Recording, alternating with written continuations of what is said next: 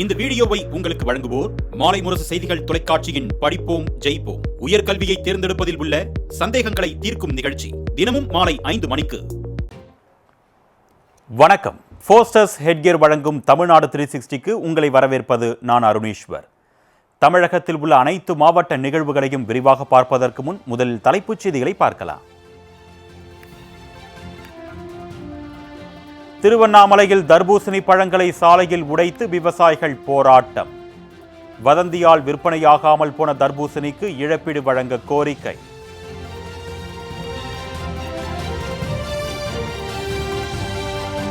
கூடலூர் அருகே பயிர்களை சேதப்படுத்தி வரும் காட்டு யானைகள். அடர்ந்த வனப்பகுதிக்குள் யானைகளை விரட்டும் பணியில் வனத்துறையினர் தீவிரம்.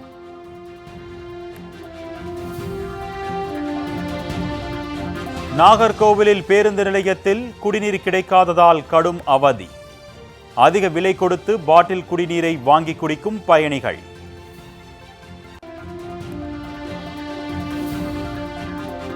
உடுமலைப்பேட்டையில் பல்வேறு வழக்குகளில் பறிமுதல் செய்யப்பட்ட வாகனங்கள். பயன்பாடின்றி துருபிடித்து வீணாகும் வாகனங்களை ஏலம் விட கோரிக்கை.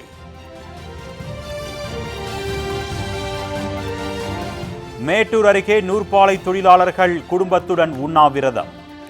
ஆட்குறைப்பு நடவடிக்கையை கைவிட வலியுறுத்தி போராட்டம்.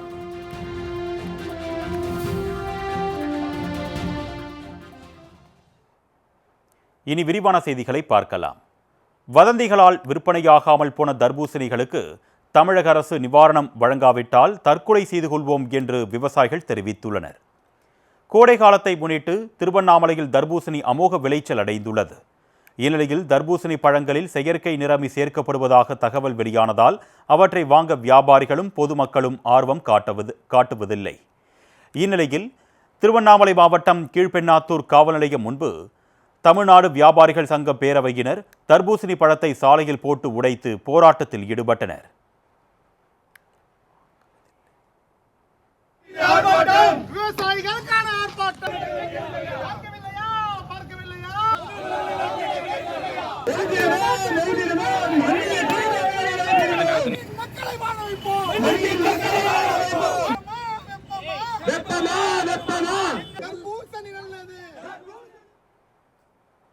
தர்பூசணி பழங்களில் செயற்கை நிறமி சேர்க்கப்படுவதாக தவறான தகவலை பரப்பிய அதிகாரிகள் மீது நடவடிக்கை எடுக்க கோரி விவசாயிகள் முழக்கங்களை எழுப்பினர். மேலும் நஷ்டமடைந்த விவசாயிகளுக்கு உரிய இழப்பீடு வழங்குமாறு தமிழக அரசுக்கு அவர்கள் கோரிக்கை விடுத்துள்ளனர். அதாவது விவசாயிகளையும் மணிகளையும் தொடர்ந்து அதிகப்பட்டு சர்வாதிகாரி சதீஷ்குமார் தர்பூசணியில் ஊசி எடுத்து படுக்க வச்சாங்கன்னு ஒரு கேவலமான விஷயத்த சொன்னார். சரிங்களா? அது ஊடகங்களில் பரவி கிலோ 20 ரூபாய்க்கு இருந்த தர்பீஸை 3 ரூபாய்க்கு வாங்க ஆள் இல்லாமல் விவசாய நிலங்களில் விழுந்தாங்க. ஒரு விவசாயியோட சின்ன சின்ன வியாபாரியோட கண்ணீர் கதைகளை வெளில வந்து பாருங்க. எத்தனை லட்சம் ஏக்கர்ல பயிரிடப்பட்டது, எத்தனை ஆயிரம் ஹெக்டர்ல பயிரிடப்பட்டது தர்பீஸ்.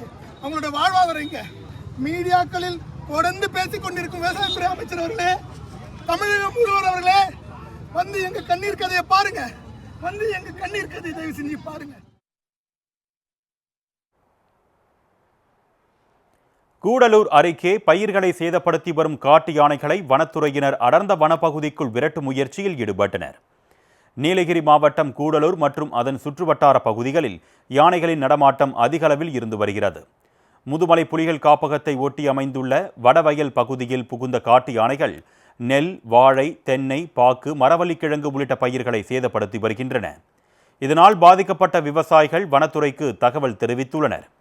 இதனைத் தொடர்ந்து அங்கு வந்த வனத்துறையினர் யானைகளை விரட்டும் குழுவினர் மற்றும் வேட்டை தடுப்பு காவலர்கள் உதவியுடன் காட்டு யானைகளை அடர்ந்த வனப்பகுதிகளுக்குள் விரட்டும் பணியில் ஈடுபட்டனர்.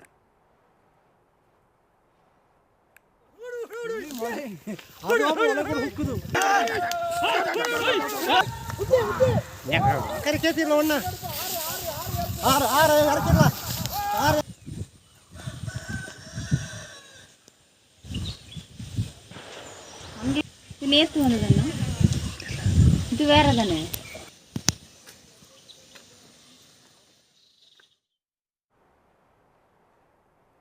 நாகர்கோவிலில் பேருந்து நிலையத்தில் சுத்திகரிப்பு தொட்டியில் தண்ணீர் செயல்பாட்டில் இல்லாததால் பயணிகள் அதிக விலை கொடுத்து குடிநீரை வாங்கி பருகி வருகின்றனர். கன்னியாகுமரி மாவட்டத்தின் தலைநகராக நாகர்கோவில் மாநகராட்சி விளங்கி வருகிறது. நாகர்கோவில் மாநகராட்சிக்குட்பட்ட கிறிஸ்டோபர் பேருந்து நிலையத்தில் நடைமேடை 1, 2 ஆகிய 2 இடங்களில் இயந்திர சுத்திகரிக்கப்பட்ட குடிநீர் தொட்டி அமைக்கப்பட்டுள்ளது. இந்த குடிநீர் தொட்டியில் கடந்த சில வாரங்களாக தண்ணீர் வரவில்லை. இதுகுறித்து புகார் அளித்தும் மாநகராட்சி நிர்வாகம் கண்டுகொள்வதில்லை என்று குற்றம் சாட்டும் அப்பகுதி மக்கள் உடனடியாக பேருந்து நிலையத்தில் குடிநீர் தட்டுப்பாட்டை போக்க நடவடிக்கை எடுக்குமாறு கோரிக்கை விடுத்துள்ளனர். வடசேரி பஸ் நிலையத்தில் மாநகராட்சி சார்பாக வைக்கப்படுகின்ற பொதுமக்கள் பயன்பாட்டிற்காக வைக்கப்படுகின்ற நீர் சுத்திகரிப்பு மையமானது கடந்த ஒரு வார காலமாக செயல்படவில்லை. இதனால் பஸ் நிலையத்திற்கு வரும் பொதுமக்கள் பயணிகள் குடிக்க தண்ணீர் இல்லாமல் அவதிப்படக்கூடிய சூழ்நிலையானது இருந்து கொண்டிருக்கின்றது. தொடர்ந்து நாகர்கோவில் மாநகராட்சி பகுதிகளிலே இந்த கோடை காலத்தை ஒட்டி குடிநீர் தட்டுப்பாடானது இருந்து வருகின்றது. இதற்காக மாநகராட்சி நிர்வாகம் எந்தவித முன்னேற்பாடும் முன்னெச்சரிக்கை நடவடிக்கையும் எடுத்ததாக இதுவரை தெரியவில்லை. அண்டை மாநிலமான கேரளா போன்ற பகுதிகளிலிருந்தும் இந்த வடசேரி பஸ் நிலையத்தை பயன்படுத்தக்கூடிய பொதுமக்களுடைய எண்ணிக்கையானது அதிக எண்ணிக்கையிலே வருகிறது. ஆகவே உடனடியாக மாவட்ட நிர்வாகம் நடவடிக்கை எடுக்க வேண்டும் என்று கேட்டுக்கொள்கிறேன். உடுமலையில் போலீசாரின் அலட்சியத்தால் பல்வேறு வழக்குகளில் பறிமுதல் செய்யப்பட்ட வாகனங்கள் துருப்பிடித்து வீணாகி வருகின்றன.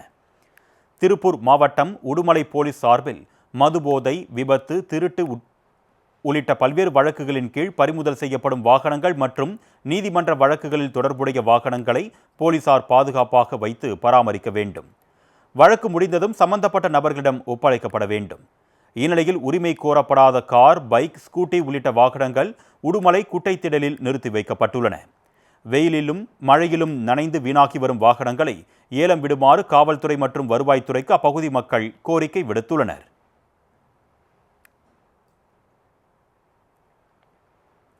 மேட்டூர் அருகே பணி நீக்கம் செய்யப்பட்ட நூற்பாலை தொழிலாளர்கள் குடும்பத்துடன் உண்ணாவிரத போராட்டத்தில் ஈடுபட்டனர். சேலம் மாவட்டம் மேட்டூர் அருகே நங்கவள்ளி பகுதியில் தனியார் நூற்பாலை செயல்பட்டு வருகிறது. இந்த ஆலையில் 300க்கும் மேற்பட்ட தொழிலாளர்கள் வேலை செய்து வருகின்றனர். இந்நிலையில் ஆலை நிர்வாகம் ஆட்குறைப்பு நடவடிக்கை எடுத்து வருகிறது. முதற்கட்டமாக 17 தொழிலாளர்களை ஆலை நிர்வாகம் பணி நீக்கம் செய்துள்ளது. இதனால் வாழ்வாதாரத்தை இழந்த தொழிலாளர்கள் மீண்டும் பணியில் சேர்க்க கோரி உண்ணாவிரத போராட்டத்தில் ஈடுபட்டனர். குடும்பத்துடன் ஆலை முன்பு போராட்டம் நடத்திய தொழிலாளர்களிடம் ஆலை நிர்வாகத்தினர் மற்றும் போலீசார் பேச்சுவார்த்தையில் ஈடுபட்டனர்.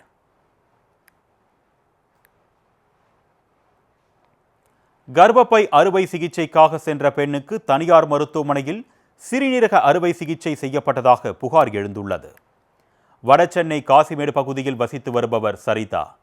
இவர் கர்ப்பப்பையில் அறுவை சிகிச்சை செய்து கொள்வதற்காக ஜிஏ சாலையில் உள்ள தனியார் மருத்துவமனையில் அனுமதிக்கப்பட்டார். சிகிச்சைக்கு பிறகு சரிதா இயற்கை உபாதைகளை கழிக்க சிரமப்பட்டதாக தெரிகிறது. ஸ்கேன் பரிசோதனை செய்து பார்த்தபோது சிறுநீரகத்திற்கு செல்லக்கூடிய நரம்பில் தவறுதலாக அறுவை சிகிச்சை மேற்கொண்டதும் தெரிய வந்துள்ளது. இதனை அறிந்த உறவினர்கள் தனியார் மருத்துவமனையில் வாக்குவாதத்தில் ஈடுபட்ட நிலையில் மருத்துவர்கள் மீண்டும் சிகிச்சை செய்வதாக கூறியுள்ளனர். இருப்பினும் தனியார் மருத்துவமனையில் அறுவை சிகிச்சைக்கான வசதி இல்லாததால் சரிதாவை மருத்துவர்கள் அவசரமாக சென்னை ஸ்டான்லி அரசு மருத்துவமனைக்கு அனுப்பி வைத்துள்ளனர்.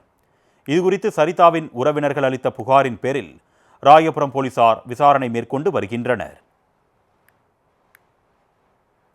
மணப்பாறையில் 2வது முறை நாய்க்கடியால் பாதிக்கப்பட்ட நபர் நகராட்சி அலுவலக நுழைவாயிலில் படுத்துக்கொண்டு போராட்டத்தில் ஈடுபட்டார். திருச்சி மாவட்டம் மணப்பாறை ராமலிங்கம் தெருவைச் சேர்ந்தவர் நாகராஜ்.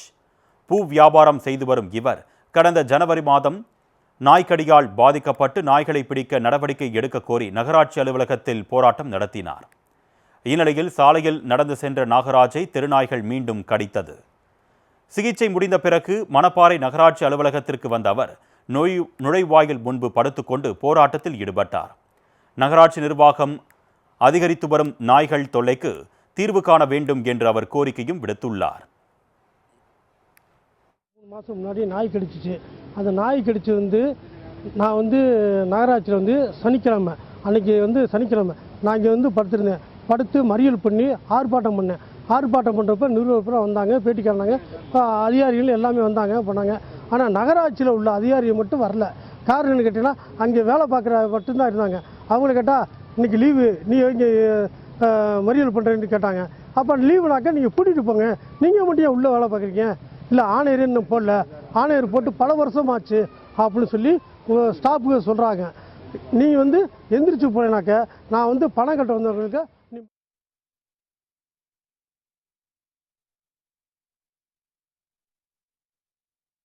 அடுத்து வருவது உங்கள் ஊர் நிகழ்வுகளை விரைவாக வழங்கும் உள்ளூர் எக்ஸ்பிரஸ்.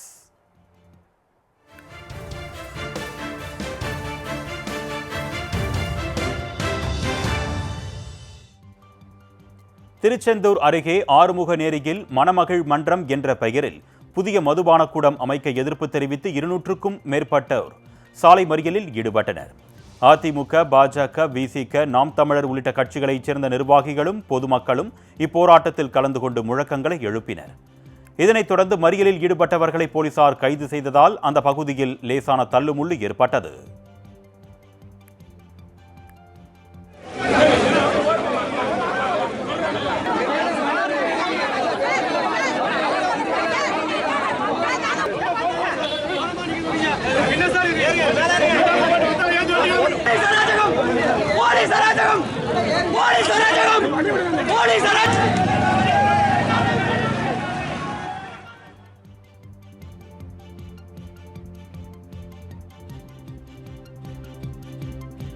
திருப்பூர் மாவட்டம் பல்லடம் அருகே ஆழ்துளை கிணற்றை அப்புறப்படுத்த எதிர்ப்பு தெரிவித்து பொதுமக்கள் பஞ்சாயத்து அலுவலகத்தை முற்றுகையிட்டனர். வடுகபாளையம் புதூர் பஞ்சாயத்திற்குட்பட்ட நசுவம்பாளையம் பிரிவு பகுதியில் ஆழ்துளை கிணறு ஒன்று உள்ளது. முக்கிய குடிநீர் ஆதாரமாக விளங்கும் இந்த ஆழ்துளை கிணற்றை நெடுஞ்சாலைத்துறையினர் மூட முடிவு செய்திருப்பதால் அப்பகுதி மக்கள் போராட்டத்தில் ஈடுபட்டுள்ளனர். மேலும் ஆழ்துளை கிணற்றை பாதுகாக்க வலியுறுத்தி அப்பகுதி மக்கள் வடுகபாளையம் புதூர் பஞ்சாயத்து அலுவலகத்தில் மனு அளித்தனர். அருப்புக்கோட்டை அருகே சூறாவளியுடன் கூடிய பலத்த மழை பெய்ததால் 5000த்திற்கும் மேற்பட்ட வாழை மரங்கள் அடியோடு சாய்ந்தன. விருதுநகர் மாவட்டம் அருப்புக்கோட்டை அருகே சிதம்பராபுரம் கிராமத்தில் சுமார் 1000 ஏக்கர் நிலப்பரப்பில் வாழை விவசாயம் நடைபெற்று வருகிறது. இந்நிலையில் நேற்று மாலையில் சூறாவளியுடன் கூடிய பலத்த மழை பெய்ததால் 5000த்திற்கும் மேற்பட்ட வாழை மரங்கள் அடியோடு சாய்ந்தன. குலை தள்ளிய நிலையில் உள்ள வாழை மரங்கள் அனைத்தும் நாசமான நிலையில் லட்சக்கணக்கில் நஷ்டமடைந்ததாக விவசாயிகள் வேதனை தெரிவிக்கின்றனர்.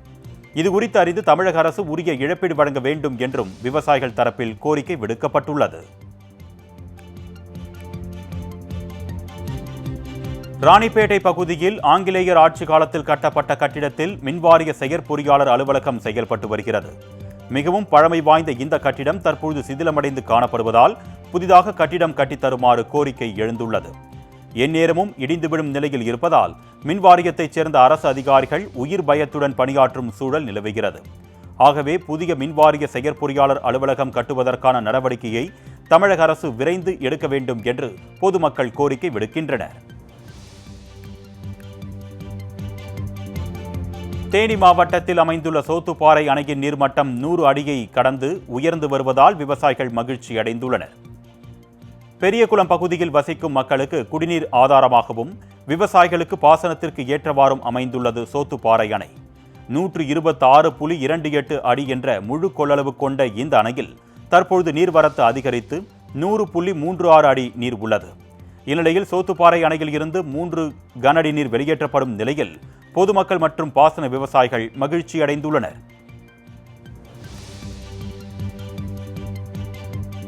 சிவகங்கை மாவட்டம் திருப்பத்தூரில் உள்ள பூமாயி அம்மன் கோயிலில் வசந்த பெருவிழா கோலாகலமாக நடைபெற்றது. பிரசித்தி பெற்ற இக்கோவிலில் வசந்த பெருவிழா கடந்த 18ஆம் தேதி கொடியேற்றத்துடன் தொடங்கிய நிலையில் அம்மன் நாள்தோறும் வெவ்வேறு வாகனங்களில் எழுந்தருளி பக்தர்களுக்கு அருள்பாலித்து வருகிறார். இதனைத் தொடர்ந்து பொங்கல் வைபவத்தை முன்னிட்டு 200க்கும் மேற்பட்ட பெண்கள் கோயில் வளாகத்தில் பொங்கல் வைத்து வழிபட்டனர்.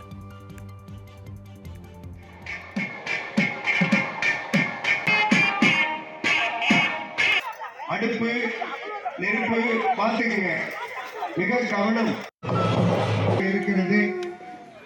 உங்களுக்கு அந்த நேரத்திலே காலை சிற்றுண்டியும் வழங்க இருக்கின்ற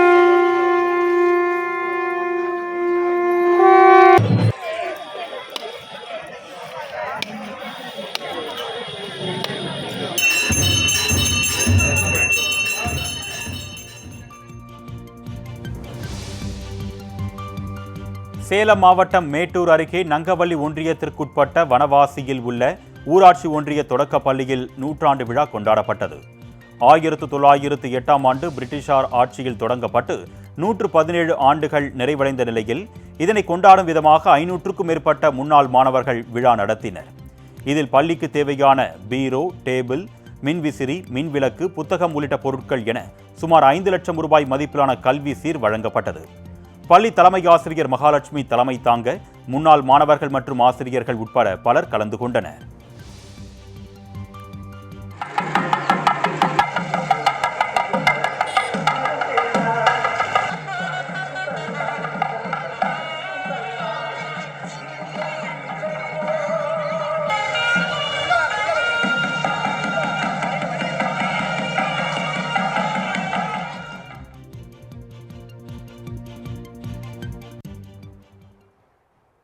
ஃபோர்சஸ் ஹெட்கியர் வழங்கும் தமிழ்நாடு 360யில் மாவட்டங்களில் நடைபெற்ற விளையாட்டு செய்திகளை வழங்க வருகிறது விளையாட்டுக் களம்.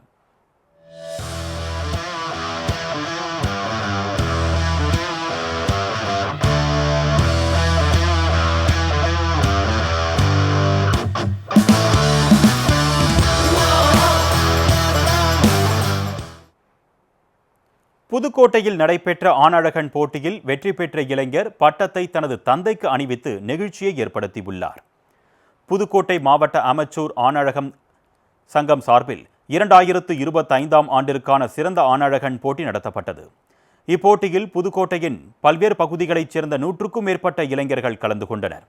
இதில் கலந்து கொண்ட வீரர்கள் தங்களுடைய கட்டுமஸ்தான உடலை வெளிப்படுத்தி பார்வையாளர்களை ஆச்சரியத்தில் ஆழ்த்தினர்.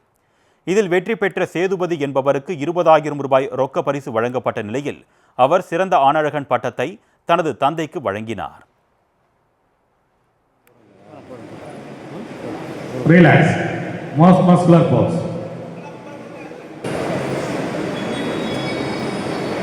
Relax. Thank you. Abhi presenter, please go back. Abhi stand.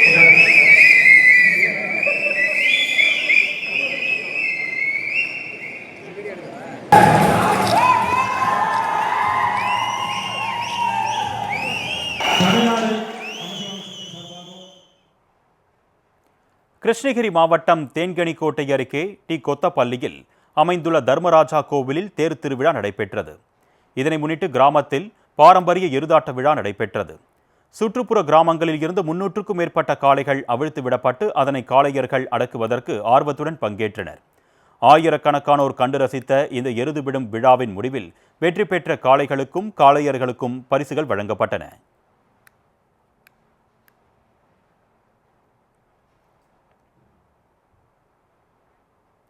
Madurai மாவட்டம் கோவில் பாப்பாக்குடி பகுதியில் உள்ள உச்சி மாகாளியம்மன் கோவில் பங்குனி மாத திருவிழா கோலாகலமாக நடைபெற்றது. இதனை முன்னிட்டு நடைபெற்ற வடமாடு மஞ்சு விரட்டு போட்டியில் 15க்கும் மேற்பட்ட காளைகள் அவிழ்த்து விடப்பட்டன. ஒவ்வொரு காளையை அடக்குவதற்கும் 9 காளையர்கள் களம் இறக்கிவிடப்பட்ட நிலையில் 20 நிமிடங்கள் நேரம் ஒதுக்கப்பட்டது.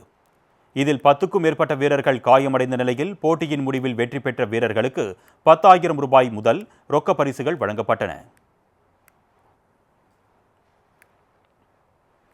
திண்டுக்கல் மாவட்டம் கொடைக்கானல் அரசு மைதானத்தில் கிங்டம் யூத் கொடை மற்றும் KFWA நண்பர்கள் குழு சார்பில் கால்பந்து போட்டிகள் நடைபெற்றன. தற்கொலை முயற்சி மற்றும் போதை பழக்கத்திற்கு எதிராக பொதுமக்களுக்கு விழிப்புணர்வு ஏற்படுத்தும் விதமாக இந்த போட்டிகள் நடத்தப்பட்டன. 30க்கும் மேற்பட்ட அணிகளைச் சேர்ந்த 364 வீரர்கள் பங்கேற்ற இந்த போட்டியில் வீரர்கள் ஆர்வத்துடன் பங்கேற்றனர். இதன் முடிவில் முதல் பரிசு பெற்ற அணிக்கு 20,000 ரூபாய், இரண்டாம் பரிசு பெற்ற அணிக்கு 10,000 ரூபாய் ரொக்கம் வழங்கப்பட்டது. உலக கல்லீரல் தினத்தை முன்னிட்டு கல்லீரல் குறித்த விழிப்புணர்வை ஏற்படுத்தும் விதமாக சைக்கிள் பந்தயம் நடைபெற்றது. அப்போலோ மருத்துவமனை சார்பில் நடைபெற்ற இந்த சைக்கிள் போட்டி திருச்சி தில்லை நகர் 10வது குறுக்கு தெருவில் இருந்து அண்ணா விளையாட்டு மைதானம் வரை நடைபெற்றது. 100க்கும் மேற்பட்டோர் சைக்கிள் பந்தயத்தில் கலந்து கொண்டது காண்போரை ஆரவாரப்படுத்தியது. அமைச்சர் KN Nehru, IG Joshi, Nirmalkumar, mayor Anbazhagan ஆகியோர் கொடியசைத்து தொடங்கி வைத்த இந்த போட்டியின் முடிவில் கல்லீரல் குறித்து விழிப்புணர்வை மருத்துவர்கள் தெரிவித்தனர்.